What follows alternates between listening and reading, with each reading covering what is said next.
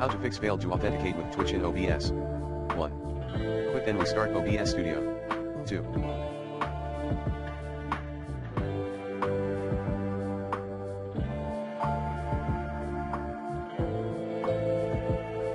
Disconnect then reconnect Twitch by OBS Studio settings. 3. Reset and fix your stream key. 4. Use a custom ingest server by enabling use stream key. 5. Uninstall then reinstall OBS Studio.